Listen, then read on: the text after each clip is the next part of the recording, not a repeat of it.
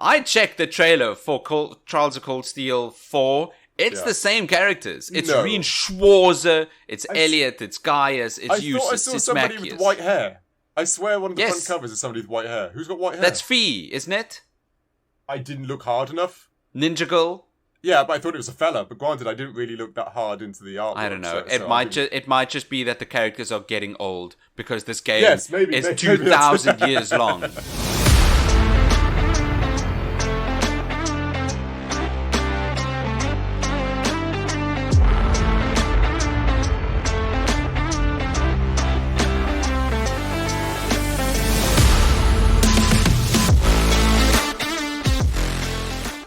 Hello and welcome back to a brand new episode of everyone's favorite podcast, the Critical Arcade Podcast. I'm your co-host, Nick. And I'm Dave. Hello, Dave. Hey, Nick. You well? Yes, I am well. Not for any particular reason, but I was feeling that we should have started this episode with a big anime intro cutscene. Yeah, with one of those cool, anime opening songs by some sort of young emo Japanese singer. Yes, cool in inverted commas. Cool anime intro song. No, exactly. I'm a fan of such intros. I'm not going to pretend to speak Japanese because I can't speak Japanese. Yeah, but he does pretend every once in a while, ladies and gents. He loves trying to speak Japanese. But let's not do that on air. You're right. That might not be a good idea. We can fetch an anime intro song royalty free. Yes.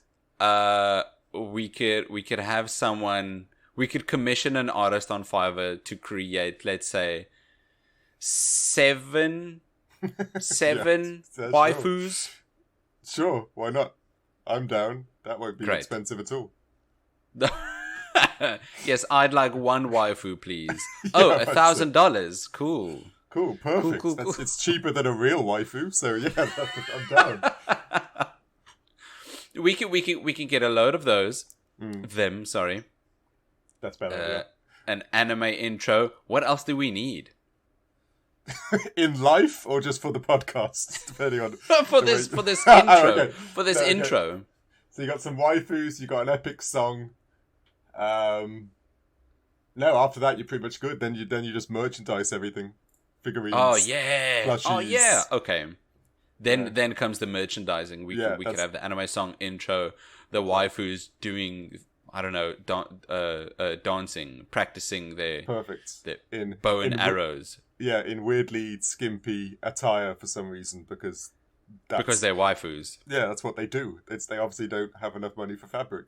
One of them can drive.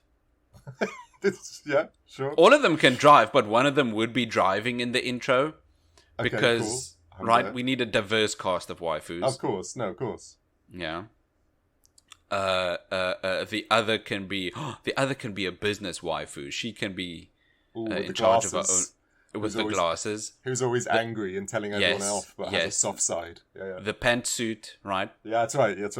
Yeah. We need more. How about? Okay. No, not schoolgirl waifu. I think that's illegal. Yeah, in this country, yes. In other countries, there seems to be a weird grey area, but yeah. Scientist waifu. Perfect. Nature waifu. Okay, so yeah, it's called one with nature. I'm with you. Doctor waifu. Perfect. Yeah, that's perfect. Yeah. I feel like you're pulling on Persona 5 now. Go on. Oh, you're right. I didn't even think about Persona 5. No, it's obviously in your mind. It's making all your decisions for you. You know what? Let's just get. This isn't going to make sense to anyone who hasn't played Persona 5. Let's just get Makoto. There we go. That is it. Your favorite waifu. That's right. Yes. The best waifu. Smart and strict, into big old bicycle and kind of got an S&M type outfit with a metal mask. Yeah, right. That's not bad. It's in the game they call it a biker outfit. We all know what it is. Yeah, like I said, you don't see many bikers wearing that outfit, to be honest, out there. And then we have it. Then we've got the perfect anime intro. Yeah, I'm down. Let's go on to Fiverr right now. I'm sure there's somebody out there just waiting for this brief. for to be commissioned for this intro Japanese song. Yeah. We'll start with 7 waifus, but then they'll just fall away and it'll just be Makoto. Don't give away the Oh, sorry, scenario. no! This is what people want to see. Sorry, I've just spoiled the entire thing. You really have. Oh, no, I'm so sorry. Listeners, I know you've been looking forward to this anime intro for 4.5 minutes. Exactly right. It's you need to let them fall in love with the others, and then you take them away. See? Yes, which is the entire point of a waifu. Exactly right, to some degree, yeah. Listeners, thank you for joining us for this episode. We promised there was a point to that entire bit. There was. It didn't seem like it, but there is. No. This week's game is one of the most anime games I have ever played. Oh, really? Yes. Because in my world, it's not even close to one of the most anime games I've ever played. What? No, this isn't even close. Jeez. Okay, we'll get into that. But this week we played The Legend of Heroes: Trials of Cold Steel, which is it's a super JRPG. Yeah, this is no doubt. It's a relatively big boy. I was reading up about it. Nihon Falcom. Yes. Was the developer in Japan, and then XSEED did it for English localization. But if you look at Nihon, it's a massive company. Huge. Oh, really? It's one of those Japanese powerhouses. They made I'm going to say it wrong. Is it Weiss? I don't know. YS. East. There you go. East. See, I knew I was going to say it wrong. That's how I have heard it before. East. Okay, East, and which is not so much westernized, but very big in Japan. Oh, sorry. Okay. I can't smile. I can't say big in Japan without smiling every time I do it. Because she's big in Japan. And they're kind of a prolific studio, like just underneath like Final Fantasy and stuff out there. And and even some of the old Final Fantasy alumni actually left Final Fantasy and made the studio itself. Oh, so wow. It's one of the big boys. Next to Square Enix and all that. It is a big boy Japanese. In Japan. Publisher. They've not been so globalized yet. No, they're not a massive smash hit outside of Japan. I see. It's done quite well. It was one of the highest selling Vita games of all time. The PS Vita. Yeah, really? Next to the Persona games and a handful of other like really good IPs, which I can't think of right now. But particularly in Japan, again, it was a massive seller on Vita compared to anything else. The portability of playing an RPG, obviously being its I'm main... not surprised. It's incredible. I really am not surprised this has done so well in Japan. This is a very Japanese game. It is. And for a lot of people that is a big pro, and for a lot of people that is a big con. Oh, definitely. This is definitely one of those games because unlike, like we said earlier, Persona 5 has a bit for everyone. This game is made for JRPG type people. Yes. It really is. It's really strict in its storytelling, its grinding, its characters. It's JRPG-ness, so to speak. In every aspect. That's why I said this is the most anime game I've ever played. Persona 5 is kind of anime-esque. It is. No, 100%. It is very much. This is just more anime-esque. Okay, fair enough. How so? What makes you say that? Just because of the tropes, like the normal the tropes in regards to anime. And because of the tropes and because the lack of, how would I say this, westernization. Okay, that's very true. There is lots of Japanese culture and storytelling and comedy. Yes, and Persona 5 also had a lot of Japanese culture, comedy, tropes, whatever. Mm-hmm. But it also had Western influences. They did. They mixed it up a bit. That's very true. Yeah, where it somehow balanced out. Here, no balance. Full Japanese. Yeah, this is full. But the thing for me, that's to some degrees my comfort zone, which is a very weird thing to say as a 35-year-old man. No, but yeah, you're not wrong that everything about this. Let's face it, the whole premise is that you are yet again a bunch of teenagers tasked with stopping a world war in this one, fundamentally, compared to saving the world. Okay, you know what? Let's get into it. Let's get into the narrative, because we're touching on the narrative. Let's get into it. You are a bunch of teenagers who are going to fantasy military school. That's right. You are. Right. This is the appeal of Harry Potter. You're at a boarding school for this wacky concept, and then you just immerse yourself in learning, in becoming in this tiny little world like Hogwarts, or in this case, Thor's. Yes, I know the names. I'm so glad you're here because I can't remember names of anything. But yes, correct. I've got all their names. I'm glad. Yeah, you're right. It is a Hogwarts-esque, like you said, it's school, but with the military, which in theory, is in some Asian cultures, is somewhat how it goes. A lot of Asian cultures, you actually have to do not at this age, granted, I think these kids are like 15, 16. Yeah. But in lots of cultures, you have to, like 18, go to the military anyway. Yes. So it's kind of you've got your years of service. Yeah, it's a romanticized version of that, combined with anime-esque fantasy and monsters and stuff like that. But you're right. You are teenagers tasked with pretty much the protection of your country or land in this game as a real plot decision. Not like they've run out of adults and now they need to send kids to the front line. Legitimately, this is the plan from get-go. The kids need to go out there. Send the 15-year-olds. Yeah, exactly, because they know what they're doing. They're let's face it. Adults are too busy watching Jeopardy and Wheel of Fortune. The kids need to go. Japanese anime has taught us the kids are the way to go. They have all the powers. Sometimes not even teenagers. No, but exactly right. Kids in Digimon, it wasn't what we joked. It was a 10-year-old that saved the Earth. They were babies. Yeah, that game was mental. It's Japanese games. Again, mental. For a lot of people, that's the coolest stuff. That is insanely nice.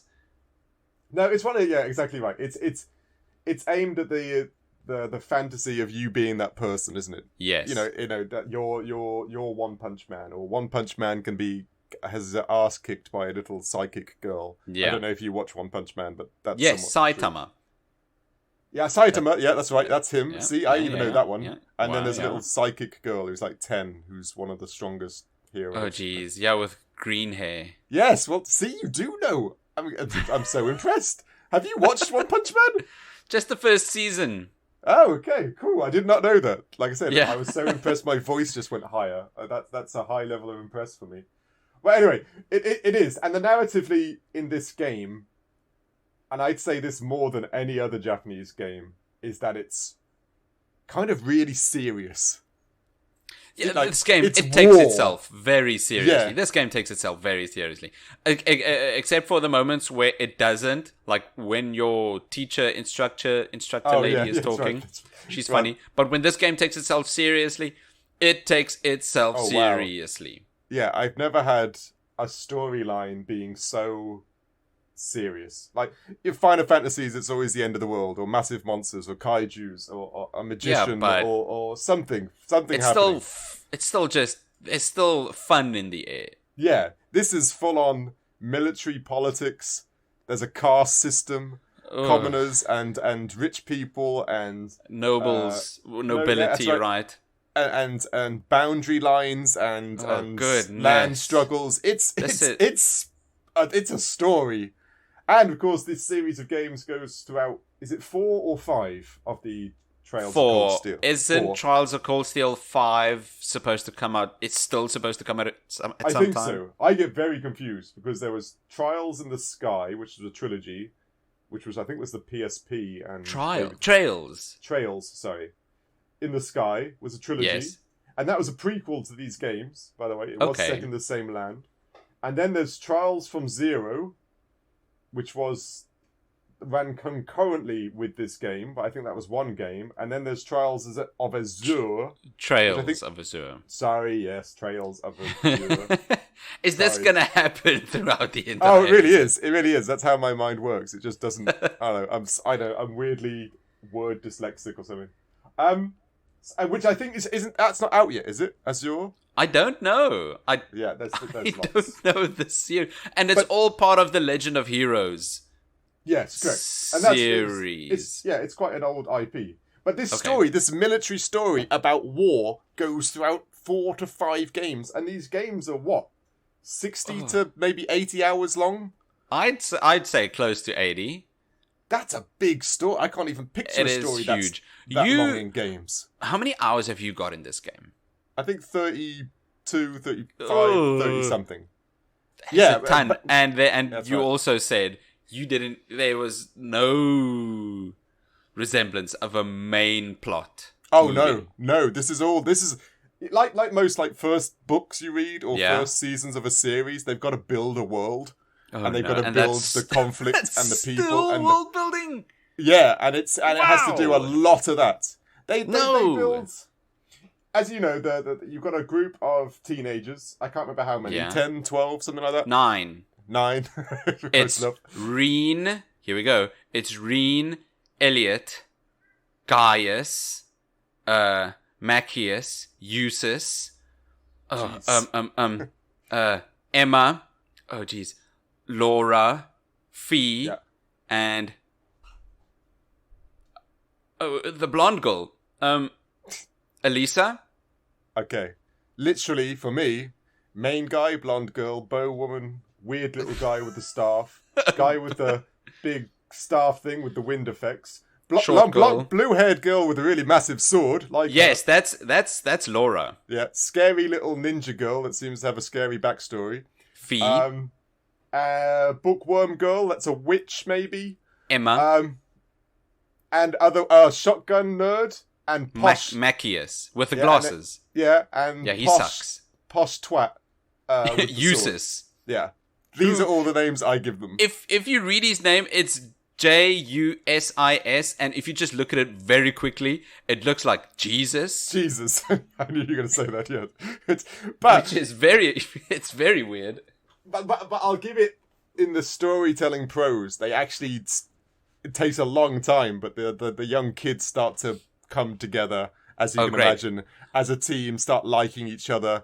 Perfect, because at the start, that was a big plot point that these Arcus units they've got, these orbments. That's right. A new development for these little machines is that they can somehow work together to fight. That's right. And the better their camaraderie, the more efficient their fighting style and all this other thing. Yeah, that's correct. And it does. I'm glad to hear there's some development. Oh, it does. Stupid shotgun guy with the green hair hates the posh dude, right? Because he does. You're right. With the passion. Later, they go to a posh dude's house with his father and his brother. Oh. And they're all so cold and stoic and stuff. And green-haired dude, they go later to see green-haired dude's family, who's all happy and huggy and friendly and warm. And then those two guys bond because life isn't as simple as they initially perceived one another's life. And they build these stories throughout, but it's just, it's a very slow grind. It's a very for most people, grind. For most people, it's too slow. It is, I agree. That's why narratively I haven't scored this up there, because unless you like a good book and a strong narrative and the rest is just gravy, then it's not for you. I'd say deep narrative. It's like it is really it's like a main character doing or dying after 15 seasons in a TV show. But you need to have watched those 15 seasons to feel the real impact of this main character dying, right? And that's it's almost like that. Yeah, I agree. And that's what they're trying to make you fall in love with these characters for the next game. And then the next game, I don't think has the same ones, or they are in it, but you get a whole new group of characters, but it's still the same war or something. I'm not entirely sure. Yeah. But this game does get anime, like hardcore anime, right at the end. What? At the end? Really? Really. When you've got all the developments and you've got all the fights and the war has kind of started.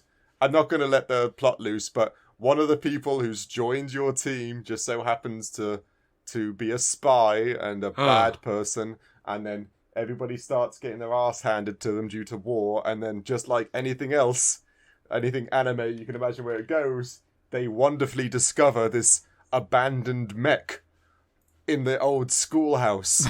which was just there, and nobody else can drive except for, no way, is it Reen? Reen, the main character, seems to have an affinity with this mech, and then Reen Schwarzer, which is a horrible last name.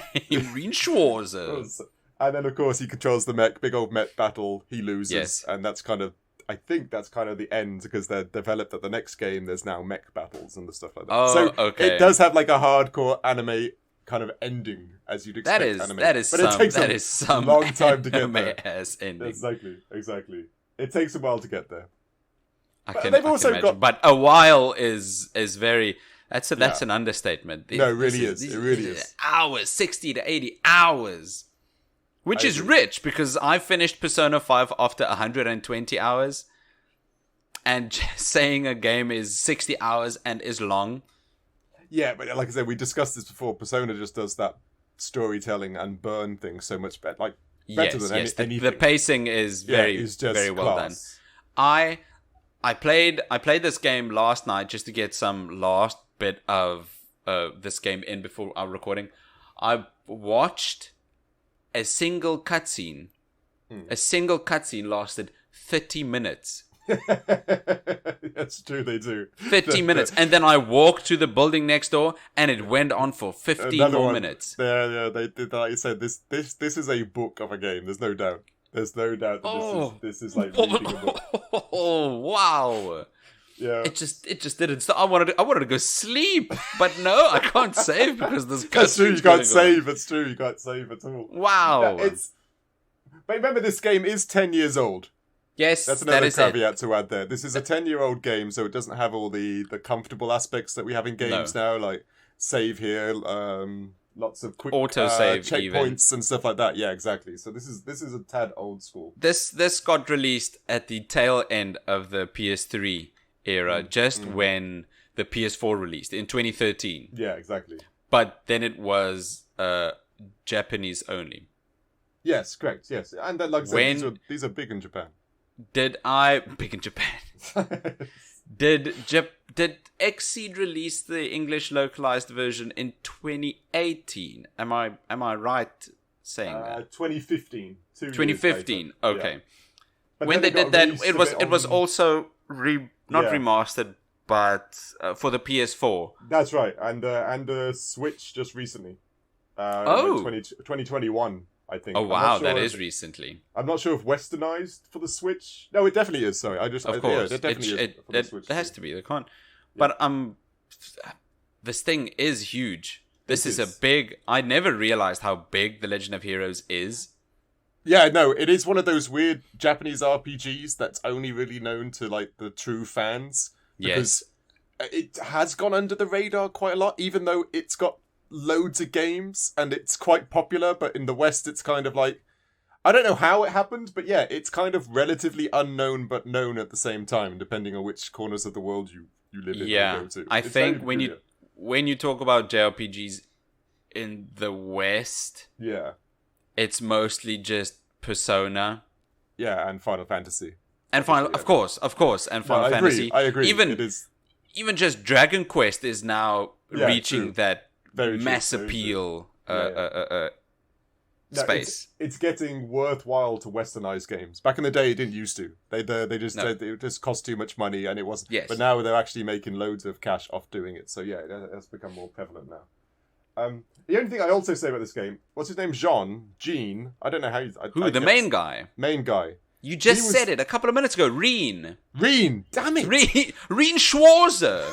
Okay, Mr. Schwarzer. Yes. He was done dirty when he saved the blonde girl. Oh no! Are we going to talk about this? Are we going to talk about this now? Yes. Here we go. Go for it. He saves her in a heroic cutscene fashion because he thinks everyone's going to die. And unfortunately, as in like most anime, no! How did this happen in this very Japanese anime? And I forget, is his hand on her boob or his? No, face? It's not. He's not. He makes sure to say in the game, hands where she can see them. She just let you. Okay, you say it. I'm gonna get mad. I can't remember. I played straight into my save, so I actually can't remember the beginning that well. Which part? Right. There was a scene. And then there was a scene at the start of this game. Yeah. At the very start, they get out of the train station and walk to school, and it's quite nice, and they meet, and there's a nice interaction, and you know they look like they're going to be friends.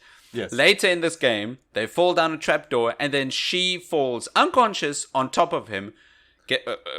With her breasts in his face. Very cool. Very classy. Very nice, Japan. Very classic very nice. Japanese trope. Exactly. It's like this is what I was talking about. Yeah, and then for the remainder of, I don't know, for the first 5 or 10 hours, she's mad at him. She's really mad. It's entirely his fault for some reason. For weeks, for in-game weeks. Yeah. She refuses to talk to him because he broke her fall by landing below her and it's come on Japan. I know, but this is funny. This is comical for their culture. They love this type of stuff. It does drag on a bit too long in this. Yes, I'll give you. Like she should just get over it. Even her friends start telling her to get over it at some point because it was an accident. It's just the least tasteful thing. Yeah, it really is. It really is. Granted, there are other games I played that are far worse, but we'll yes. that. I can totally imagine that there are more anime games than this already hella ass anime game. Yeah, there are tons. Please, tons are they on our list? They are actually. Oh a no! Lot of them, most certainly. Oh no! Yes, of course they are. Oh no! All hail the list. All hail the list. Okay, well, should we jump into visuals then?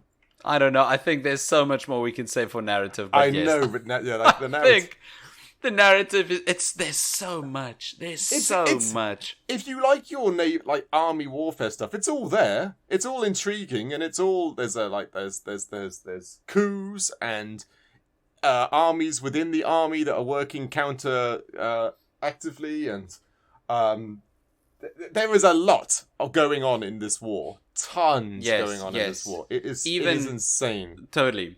Even in I played 5 hours of this game. I didn't even finish the tutorial after 5 hours of this game. That's longer than just a lot of other games in itself. Did you not go to the first town?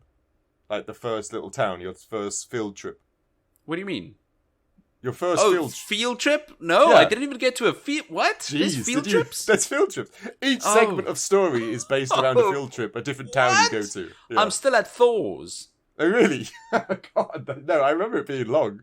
I can't remember it being this long, but yeah, it is. Oh, wow. No, I remember after a very important cutscene, at the end, the camera would pan out and you'd see 2 secret characters making very, very vague statements like, so they've finally gotten together. Oh, it's going to be interesting to see where this goes. And then in the next pivotal cutscene, it would pan out again, and more mysterious characters would say vague things like, so they've finally gotten their Arcus units. It's going to be interesting to see where this goes.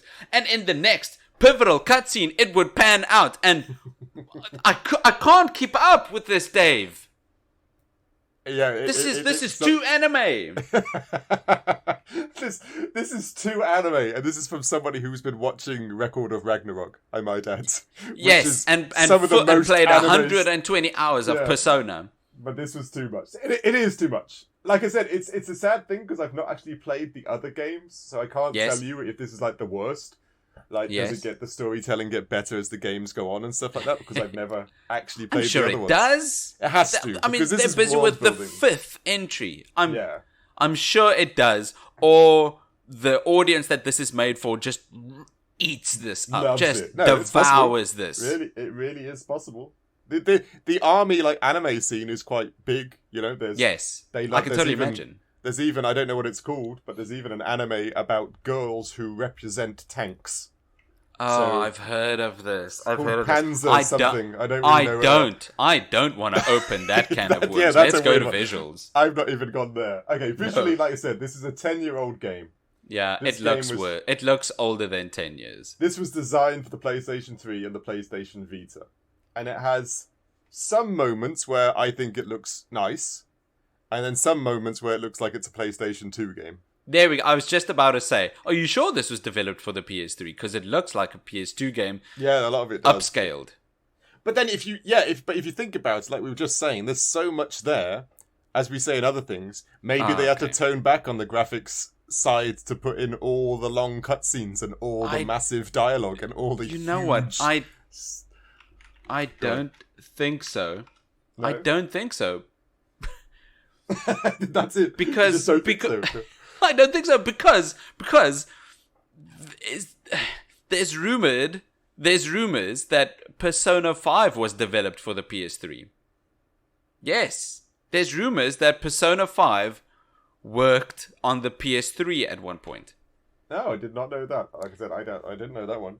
Right, and if you compare this to Persona 5, and I promise I'm going to stop comparing this to Persona 5. No, Persona 5 is pretty much the paragon of JRPGs. Yes, I'm going to stop, I promise. Yeah.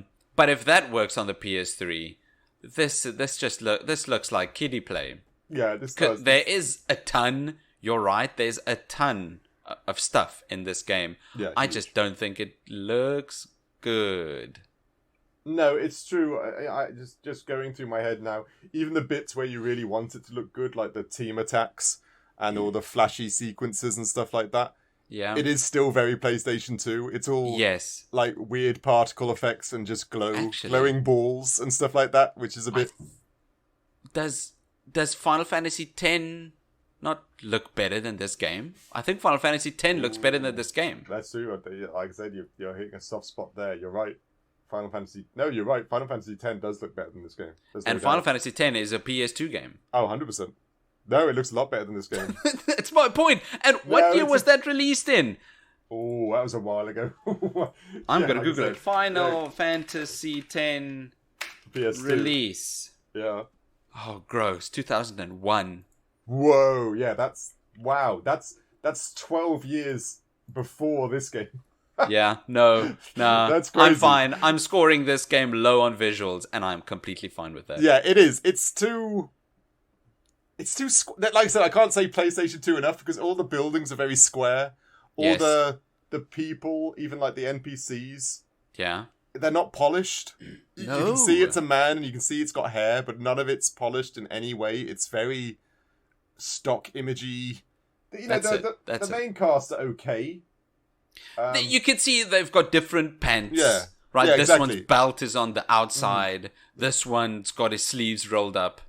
But it's like I can't also not compare it to like Honkai. I know Honkai Star Rail we just did. Ooh, if you think these are really pretty games for your mobile devices, and of course, yes, your mobile phones are now more powerful and everything like that. But those are there's so much character in every one of those outfits, be it little belts here, or if this person's a fire person, there's a fiery anklet or something like that.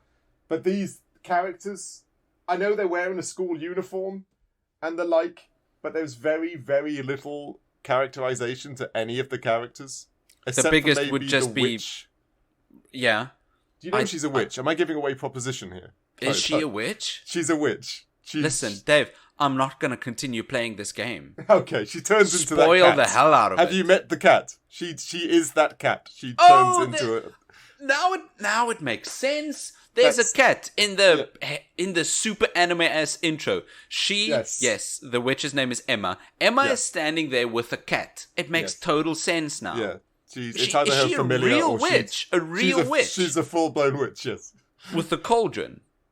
Well, I can't say I saw her with a cauldron. She certainly has a spell book and the like. She got a broom.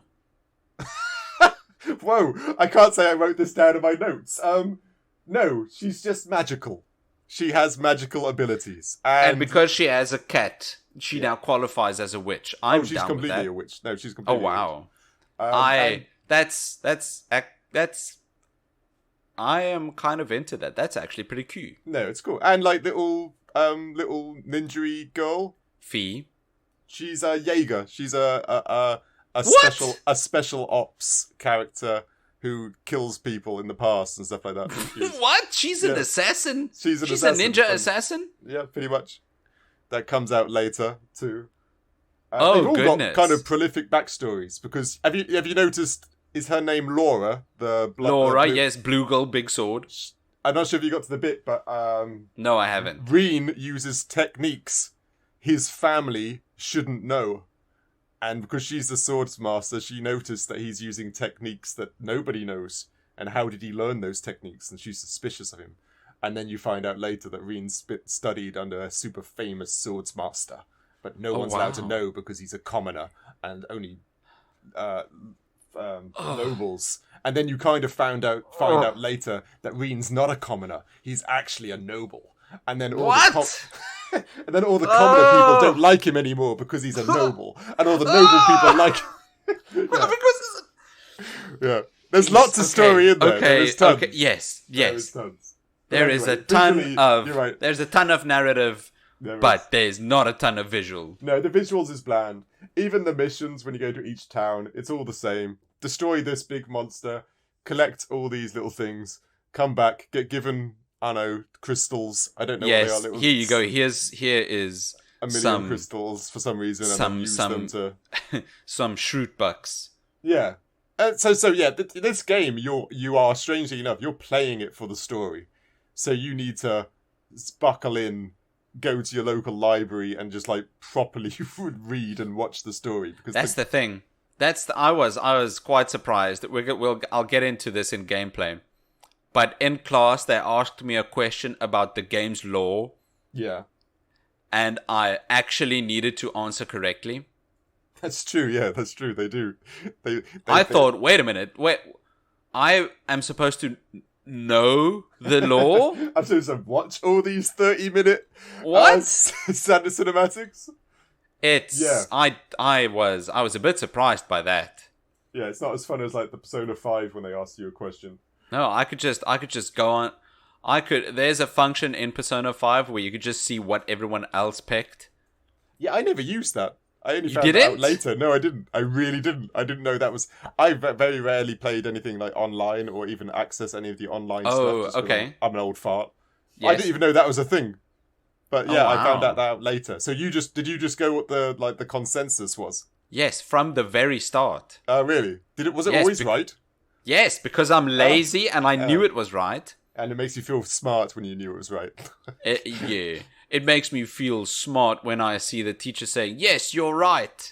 And then my knowledge level's up just because I picked the consensus. And all the class murmurs, oh, we got that right. Is he one of the smart ones? So yeah, but anyway, the visuals for this game is bad. Yeah. The dungeons are empty because it feels like the PS2 can't have just lots of objects on screen. They keep making you go to the old schoolhouse.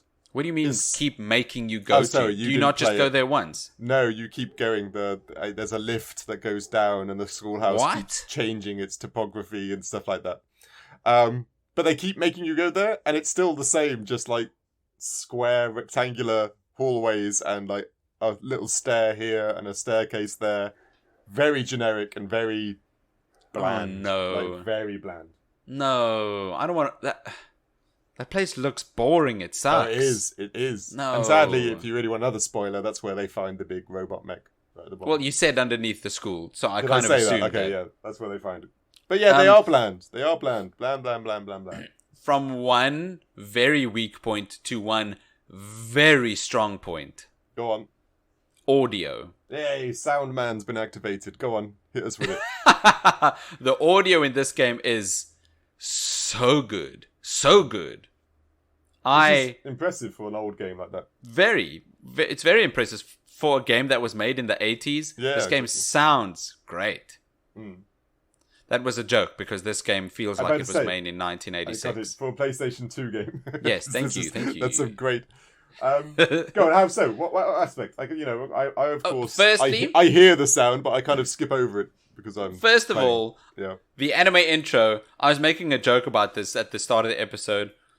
A very cool joke, huh? Very funny. Oh yes, the funniest. The intro is so anime, it hurts, but you can't say that it's not. You can't say it isn't. How do I say this? What I'm trying to say is it's very good. It's very youngsters good. Say it slaps. Isn't that what youngsters say now? Yes, it slaps. It does slap. There you go. It does slap. Intro slaps. There you go. Right? As a song, it's just opening your game with a full ass song Yeah, no doubt. It is, like you said, it's like an anime opening. It is very anime opening. Exactly. You know what your target audience... Yes. You know who they are, you know what they want, and you're gonna give it to them. Exactly. That almost sounds like an anime tagline for Japan. We know what you want, and we're gonna give it to you. And they do. This anime intro is so anime, it hurts. But it hurts. That's how anime it is, and it's good. It's done well. You know what they want, and you know exactly how to give it to them. It is very cool. Right? The other part that was done extremely well is the voice acting. Yes, I was about to say the same thing. I've written that down as well. Especially for localization as well. Yes. Because, that's often where things drop because they don't try as hard for Western localization compared to the Japanese. And a lot of the Japanese stuff is strangely better.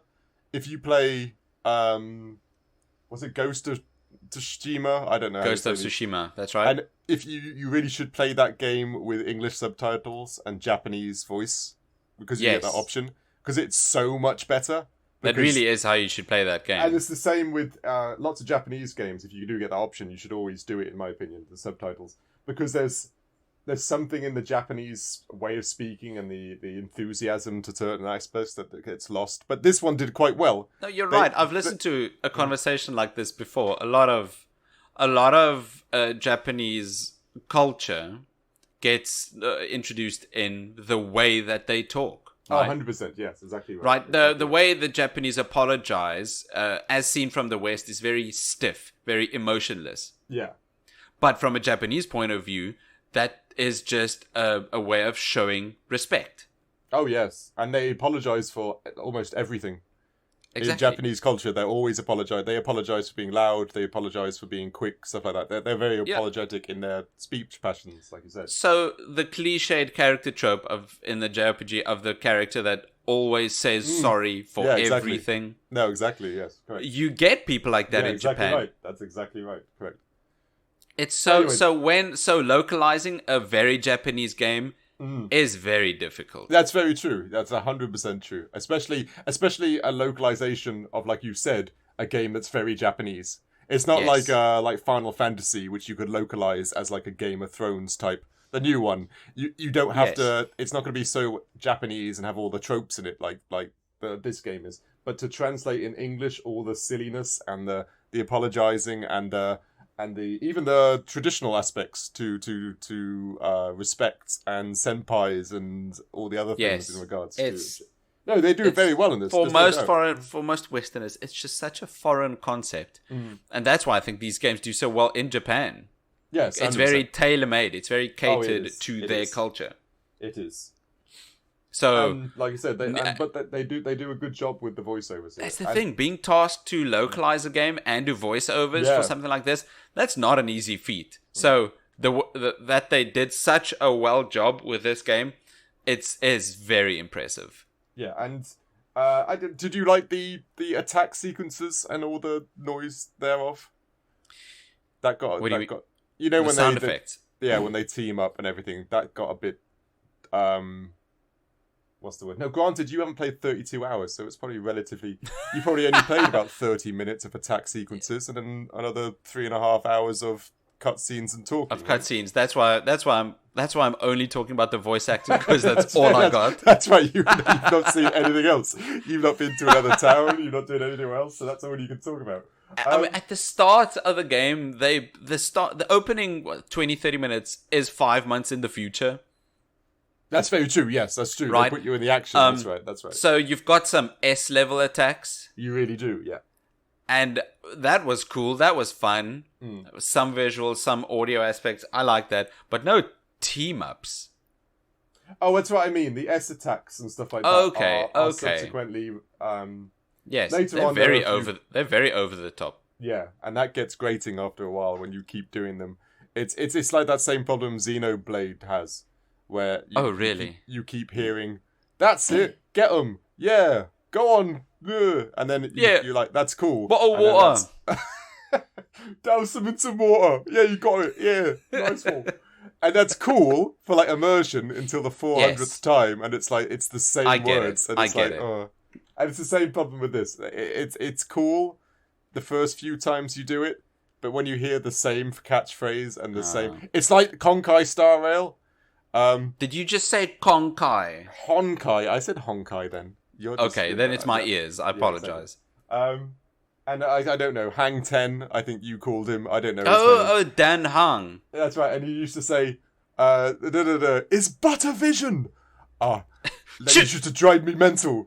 Apart from, every time I saw was butter vision. I remember he said, the sanctuary. That's right. It's butter vision! And then he made this weird noise. Yeah, I was like, what is going on? That drove me mental. At the time. I get it. What I like though is that we can use this to go into gameplay. Is all of these attacks with a tiny little cutscene could be skipped. Yes, very true. That's very true. Which is very handy and very necessary. Very handy. I skipped it. I saw them 2-3 times. Yeah, very cool. Yeah. And then I just started skipping them. No, you do because they're just too much. Yeah, and then gameplay wise, it's another strange kettle of fish. Wow. Do you know that expression? That's a very old English for expression. A very specific stove. Because there's like sim kind of management. You got some like relationships you kind of have to build a little bit. There's the collectathon of these crystals. I don't really... Seraph, are they called? Sepiths. Sepith. And you get red ones and green ones and black ones and white ones and gold ones and they all go into developing different arts that you use in battle, and you unlock this. I don't know, there's this pager or phone thing that you have. So it's in depth. Yeah. It's not interesting. It doesn't make me want to go into it any further and like, whoa, let's unlock this. It's just kind of, I don't know. I found it bland. I know it's weird to say.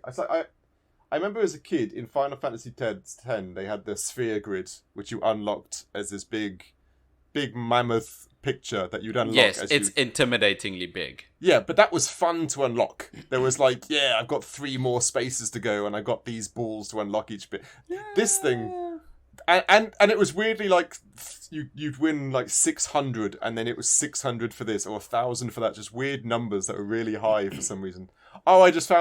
I found the customization to be really boring and convoluted. Yeah, I was like, and they tried to push it on you so much as this is the new cool Link system and this system and I don't know. Each JRPG has this new system. Yeah, they really do. That reinvents turn-based combat. Yeah, but no, it's just still sometimes they're turn-based combat. Yeah, it's too much. It's too in depth.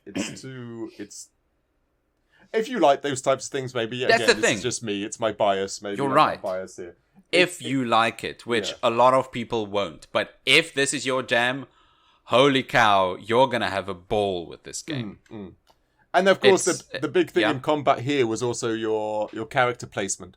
Yes, that was a new thing, wasn't it? You could move it's movement out the in way battle. Of attacks. You can add. What's the word I'm looking for?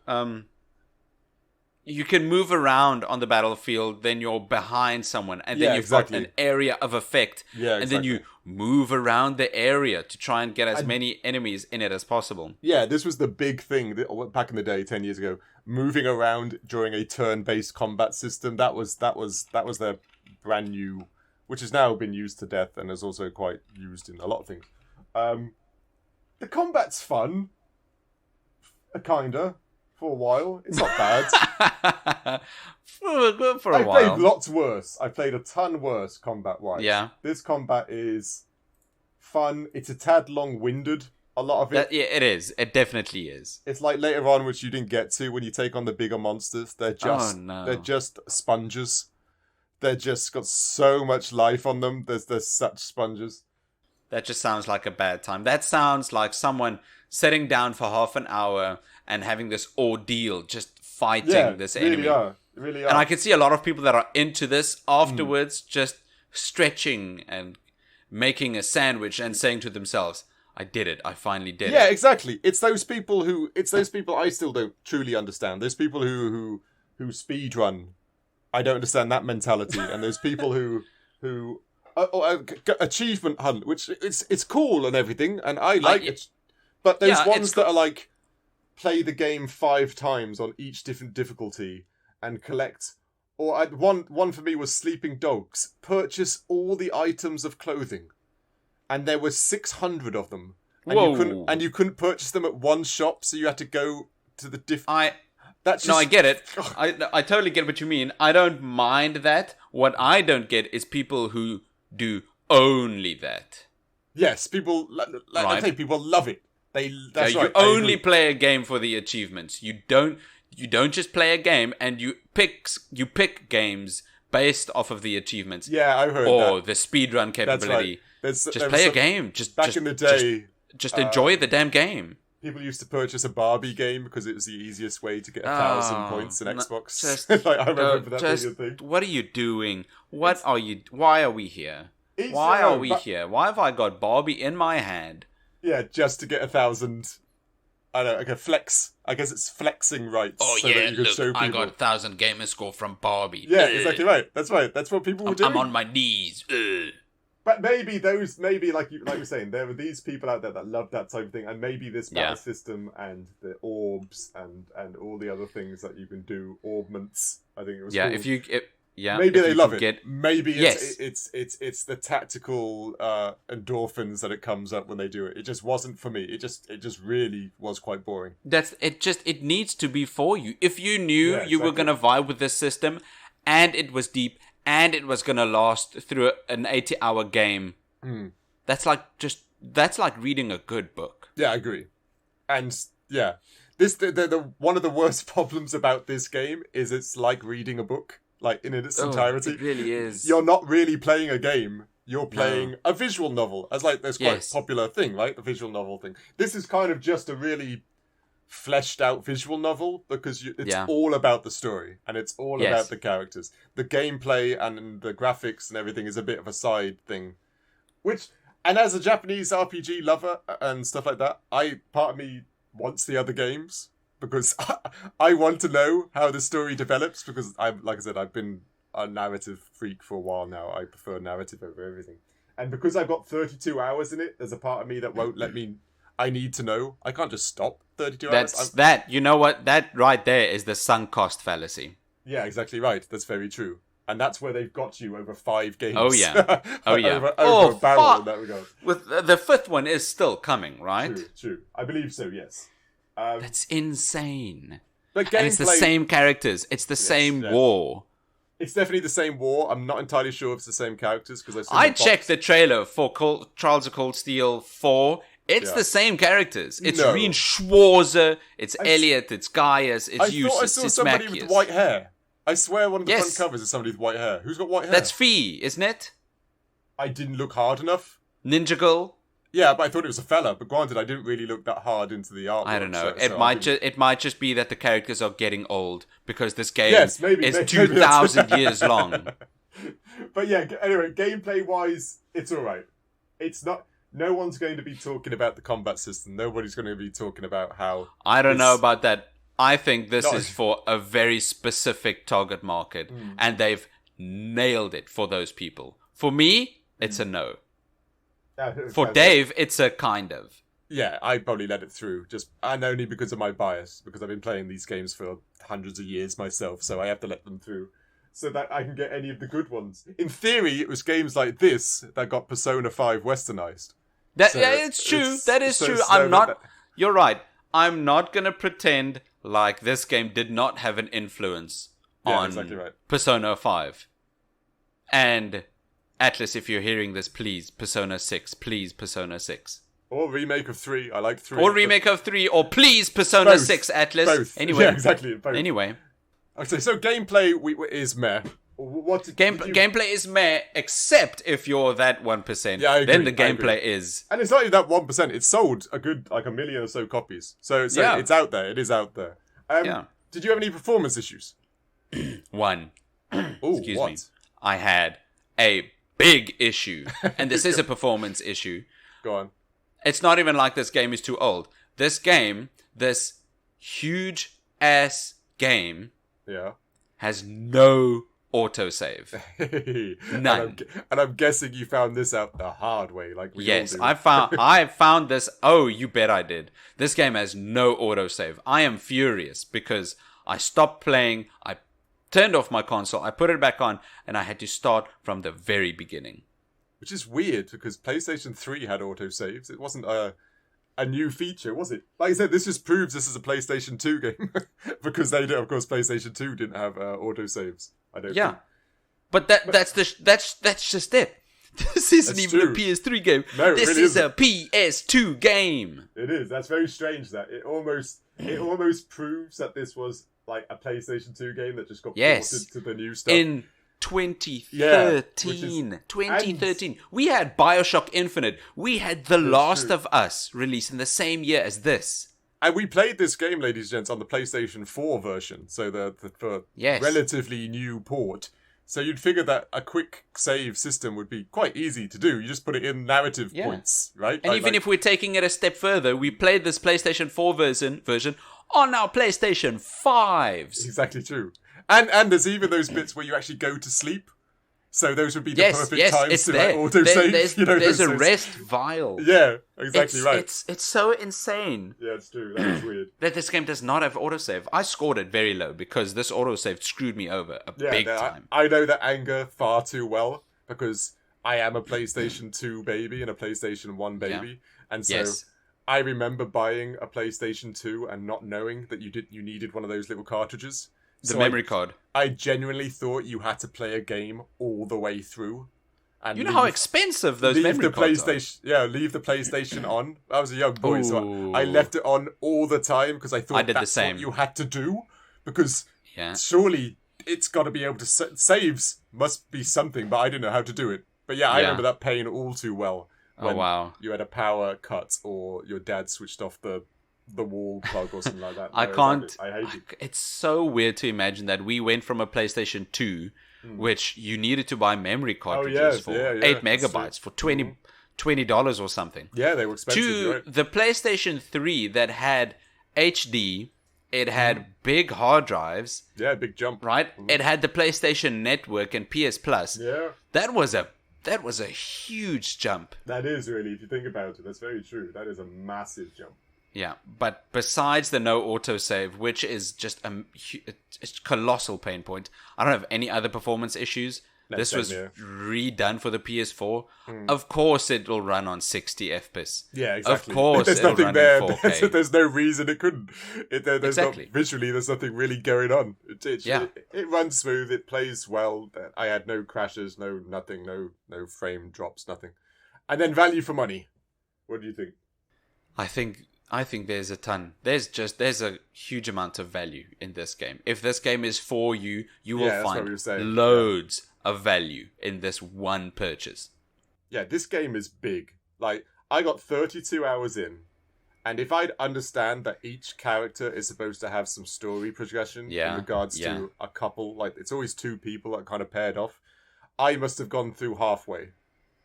Just with the character possessions. There's the other stories, the people who don't like each other starting to like each other. Yeah. And then, of course, the war. There's a real huge fantasy military epic in this one. Exactly right. And it's almost Game of Thronesy because each faction has to side with one side or the other and decide who they're on, and some are trying to be neutral whilst others aren't. No, there's a lot in there. And like you said, there was hours and hours. And I can I can see why the Vita version was sold so well, because you could use this on the train or you could use this on the plane and stuff like that and actually get a lot out of it, because there was a lot there. 100%. It's actually, weirdly, as a physical edition game, really quite expensive to get hands on, especially in Europe and, of course, South Africa. In America, not so much. But yeah, for value for money wise, it is there. Like I said, I can't remember. These, strangely enough, stay quite expensive on PlayStation Network too. Yeah. I'm guessing it's the niche market to some degree. I guess that's it. Because they know the story's still going, people want to play from the start. Yeah, I think there's also aspects, because they're still making the games. Yes. They keep the first ones at a relatively high price point, so because you can't start the game at $5 now, can you? You must go all the way back to the beginning and here's a combo deal or something like that. But there is a lot there. There's, if you love anime and if you love the tropes, but you're also weirdly into like a deep political war drama, this is for you, but that is a very niche sentence I just said there. That's not an everyday. No. Yeah, that's occurrence. The thing. If this game is for you, oh wow, goodness, exactly. Is this game for you? It really is. It's a strange combo, but it kind of works. Like I said, the story takes a lot. It's a very slow burn. But it was interesting to find out one lady's a witch, and it was interesting to find out one lady's kind of an assassin, you know? Yeah. And I know there's a plot twist where some people betray you later on. I won't say who those are. Okay. So go play the game. There was a lot in there, so there's actually quite a lot to enjoy story-wise. Yeah. But it's just a very slow burn. There is loads of value for your money if you're into this. Right. What did we score it? The Legend of Heroes, Trails of Cold Steel, PS4 release from 2013, although it feels like 1913. Mm-hmm. It's just getting older and older. 1913. It's a great one. We took our scores, we enrolled them in Thor's Military Academy. They went through a huge military fantasy epic, and after, 20 years at this school, they finally graduated with a letter grade rating of C+, which is great, which is I swear which is a average. Good game. I swear our average for games is about C+. I think so. C+. Yeah, so C+, I'd say, is good. It is. No, I agree. Anything like above like a D or something like that, it's a good game. It is. If this is your type of game, wow, this is an A+. Yeah, I agree. And it's if you really enter into the old school Japanese RPGs, not the newer ones, because they are more westernized and simplified and quicker and faster, and this is definitely your type of game. But it just aged poorly. It's the only reason it's got a C+, really. If it aged a bit better, and it would actually be quite up there. But it is what it is. Totally. Thanks for listening to this episode of the Critical Arcade Podcast. If you'd be so kind, you could leave us a review. It helps us a ton to be found by other listeners looking for a podcast like this, the best podcast. You can follow us on our social media channels, Facebook and Instagram, and you can catch us on email. I'm nick@criticalarcade.com. And I'm Dave at criticalarcade.com. Besides your email, Dave, where else can we follow you? Well, you can I am out there. You can follow me. But if you do, I happen to have that same trapdoor that you fall down in the first mission. I had this button, and you will secretly fall down this trapdoor wherever I am. It's very handy. And it's just this bland, super boring area. I've got a question. Go on. If you fall down this trapdoor, is there going to be a girl falling with her breasts on your face? For some people, that's a reason to follow me. Yes. So no. That's devoid. In fact, there is a very large fat man that... Oh! Okay, so you're going to get breasts. You're going to get breasts. Granted, maybe that's some reason for people to follow me too. So oh, no. Maybe it's a sweaty, old fat man. So that's kind of a niche. Okay, let's move on. That's gross. That will fall on top of you and put his... Oh, no, I'm smelling him now. His bitch tits in your face. Oh, bitch tits. Please, anyway, gross. You really don't want that. Yeah, if you wanna see good bitch tits, follow good bitch. Follow us on Patreon for exclusive content where we make bonus episodes, as well as a brand new show called Critical Cinema, where we watched Fight Club, and that's why we are saying bitch tits. Bitch tits, yeah, exactly. Meatloaf, bitch tits. What are we reviewing next week, Dave? Oh, good question. Next week, we're lucky enough to review... One sec, I need to get the page open. Where are we? Okay, this is... I've played these games. I'm not sure if I've played this one. I don't think you played any of them. Have you played the Total War franchise at all? No. I played Dawn of War years ago. Oh, wow. These are totally different. So this is Total War, Warhammer 3. So we're going quite the newer games, the Warhammer Total War games. These games are great. These games are hard. Ironically, we're just talking about a war-based game narratively, and our next game is going to be a war-based game figuratively. Look at that. And these games are cool. I look forward to this one because these are, again, I got a soft spot in my heart. I remember playing Total Warhammer Rome years ago. And these are fleshed out, and these are good games. Are you an RTS fan? Kind of. I'm a Warhammer fan. There you go. So that might be so that counts. I'm a big Warhammer fan. That'll be nice. No, that should be, and it's known to be quite a decent game too. Nice as the games go. So yeah, that'd be fun. I'm glad. Anyway, thank you for listening to this week's episode of the Critical Arcade podcast. We'll catch you next week with some Warhammer goodiness. Cheers. Cheers.